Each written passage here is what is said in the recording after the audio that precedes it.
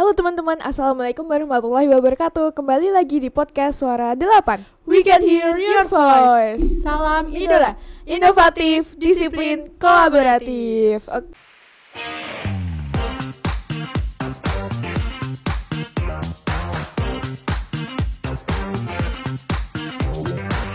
Oke, jadi hari ini di kesempatan yang baik, yang pagi yang cerah, kalian bakal ditemenin sama aku Balkis dan aku Naomi di dalam segmen Charlie, cakap bareng ahli. Okay. Jadi hari ini kita akan berbincang-bincang sama ahli ya tentunya. Sesuai dengan nama segmennya. Jadi kita akan belajar tentang software quality assurance engineer. Oke, apa itu? Jadi hari ini kita kedatangan tamu yang cukup istimewa, yaitu adalah Budian. Oke, silakan Ibu perkenalkan dirinya. Nama saya Dian Lestarikwati. Saat ini saya bekerja sebagai Software Quality Assurance di PT Amalan Internasional Yogyakarta. Wah, apa itu Bu, Software Quality Assurance Engineer?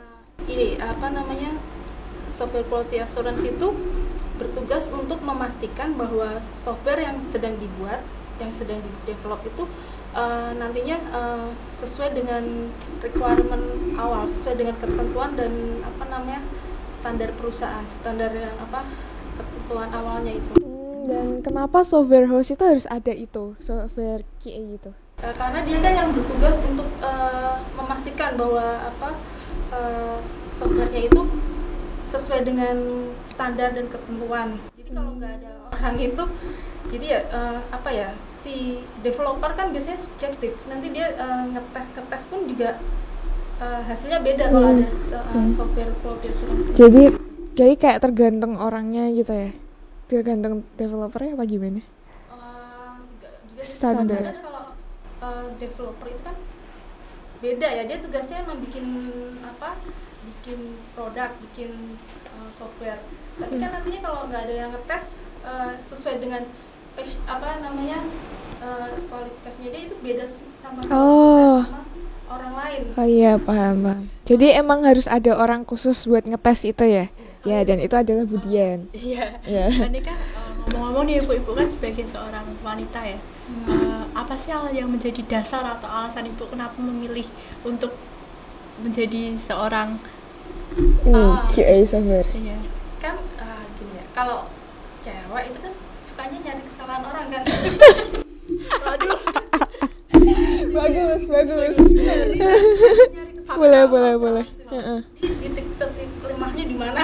Oh iya, karena kan wanita lebih peka gitu ya sama kayak gitu. Oke, ya karena apa ya?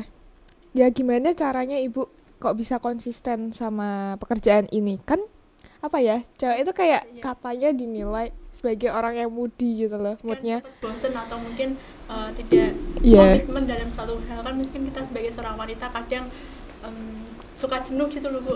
Tapi itu subjektif sih, harus cewek juga. Nah pokoknya gimana Ibu caranya kok bisa konsisten sama pekerjaan ini?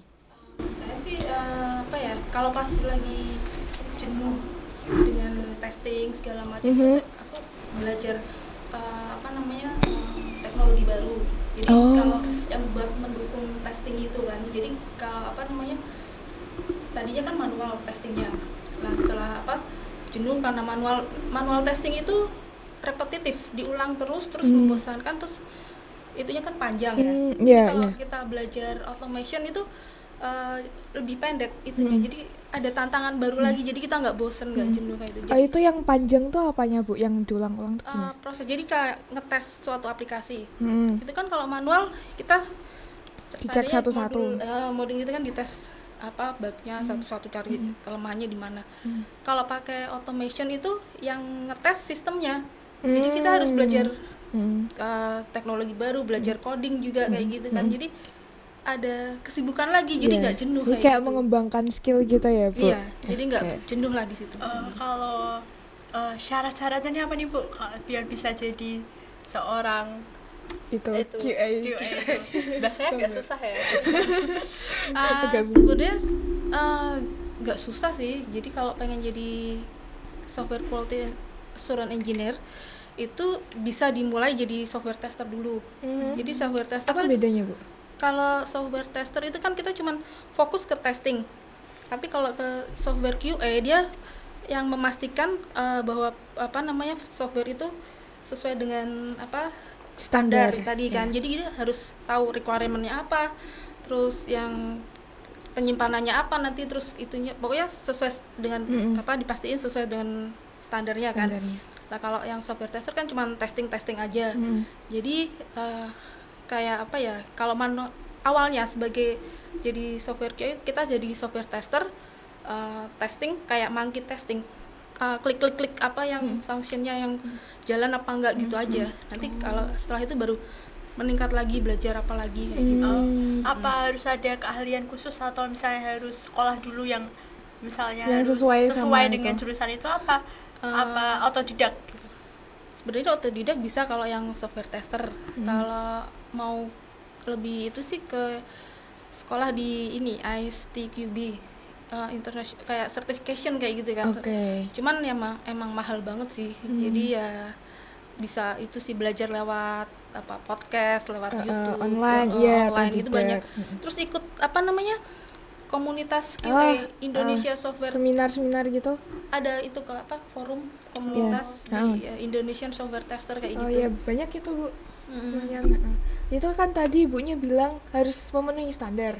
Lah, kalau biar memenuhi standar gitu tuh ngelakuin tes kan. Itu tesnya apa aja, Bu? Yang dilakuin? Tesnya banyak sih. Ada unit testing. Apa itu? Unit testing. Pengujian ke unit-unit itu yang paling kecil di sebuah aplikasi. Terus ada sistem testing, keseluruhan sistemnya itu berjalan apa enggak kayak gitu kan. Terus ada sanity testing, usability testing, regression testing, integration testing. Mungkin kita testing perlu banyak belajar buat mengerti apa sih yang dimaksud.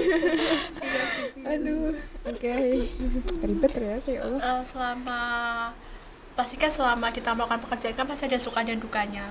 Kalau dari Ibu sendiri itu ada nggak sih selama kayak merasa pingin untuk berhenti gitu, atau mungkin ingin mencari udah cari yang lain aja, atau enggak kayak semangat pengen terus gitu?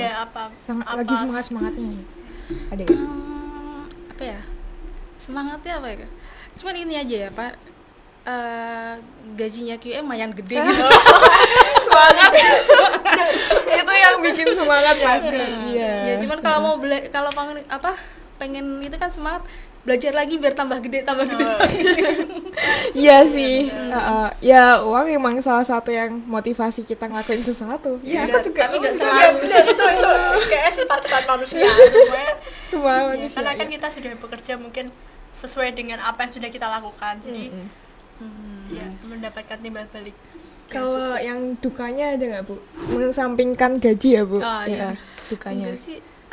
Cuman kadang kan kita sering beda pendapat ya sama developer. Ya kan harus kerja sama ya. Jadi kadang yang kita pikir itu bugs, tapi menurut dia enggak. Jadi kan agak kok terus kadang-kadang ada bugs yang kita temukan tapi nggak dikerjain sama si orang developernya. Kan kita kadang nggak enak juga, apalagi kalau kita masih baru terus mau ngejar ngalah gimana ya gitu. Terus akhirnya ya mau nggak mau emang harus dikejar sih, soalnya biar sistemnya bagus kan. Jadi kalau dukanya di situ sih kadang gimana. Nah, tapi kalau misalkan developernya malah yang lebih baru daripada si software engineer-nya itu gimana? Kayaknya nggak ada masalah. Nggak ada masalah ya? Ya udah. Berarti selama ini kesibukan Ibu cuman ada di sebagai software quality engineer. apa Ibu memiliki kerja sampingan, atau mungkin pernah Ibu kayak di suatu titik kayak mungkin kayak sepi, maksudnya kayak gimana ya, kayak pas lagi ini ya semuanya lagi develop, terus kita nggak ada kan belum sampai maksud saya nggak ada kerjaan. Itu apa Ibu mencari pekerjaan lain atau tetap menekuni itu tetap, karena kan di suatu perusahaan kan, jadi kan sementara menunggu itu develop kita bikin itu juga semacam scripting buat nanti automationnya. Jadi kalau enggak terus nyiapin test case, planning juga, tes plan kayak gitu. Terus apa namanya, ya semacam itu nanti apa dokumen-dokumennya apa aja. Oh. Jadi tetap produktif, tetap produktif ya. Iya. Keren sih.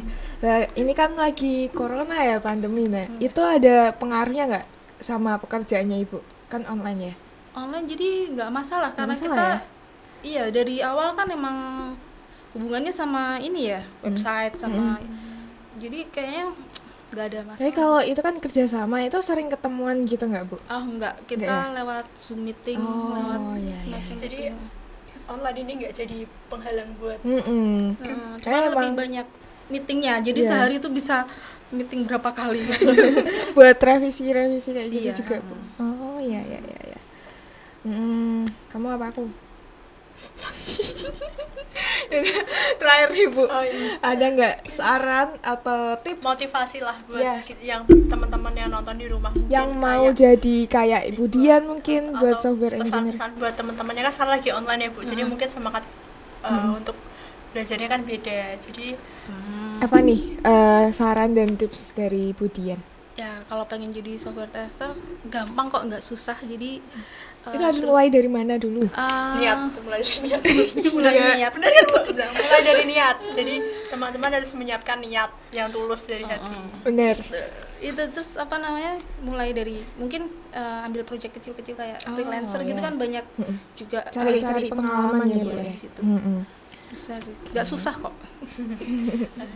Dan itu itu kan perusahaan ya. Iya. Itu daftarnya gimana Bu? Maksudnya kayak ya Apa yang daftar di disiapkan? perusahaan lain apa Maksudnya, apa? untuk menjadi kan pasti kan dalam di bidang dunia kerja kan pasti ada saingan-saingan ya Bu, yang mungkin banyak yang kayak misalnya kita kalah dengan yang gelar sarjana ataupun Atau gelarnya yang lebih pakai tinggi, orang atau- dalam. aduh Enggak juga aduh sih. bisa nggak Bu pakai orang dalam?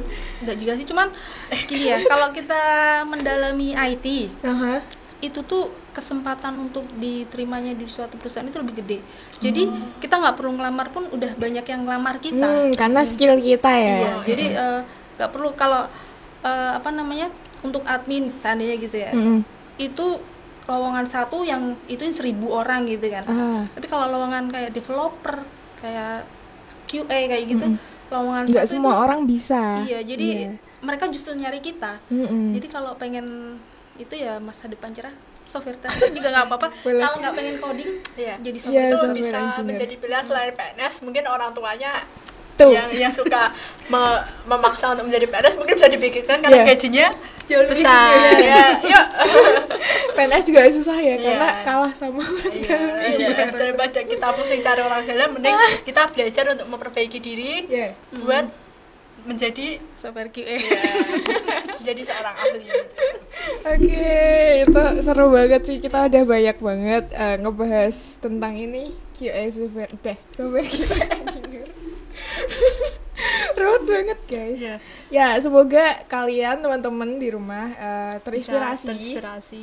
Dan semoga terhibur sama apa yang kita bahas hari ini, sama dari ceritanya Budian. Iya.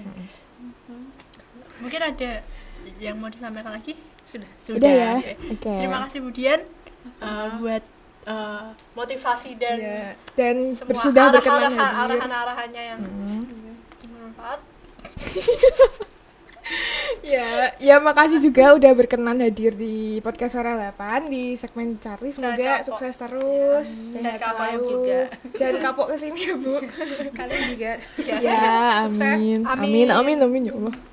Tetap pantengin terus podcast Suara 8 karena apa? Karena kita akan membagikan konten-konten yang menarik dan tentunya bermanfaat. Setiap minggunya ya. Ya. Stay tune. Jadi kemudian kita ada jargon. SMK Negeri 8 idola. Itulah Inovatif, disiplin, dan kolaboratif. Yuk. Gitu ya Bu. Iya.